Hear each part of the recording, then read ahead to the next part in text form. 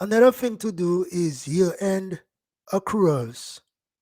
Accruals are adjustment for revenue received but not yet posted to general ledger accounts, as well as expenses incurred but not yet posted to general ledger accounts.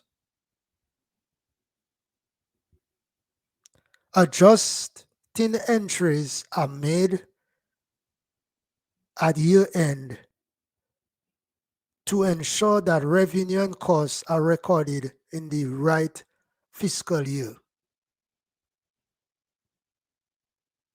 If you are not already tracking monthly record year-end accruals such as depreciation, payroll, services obtained but not yet billed for, payments made for services not yet received, and deferred revenue.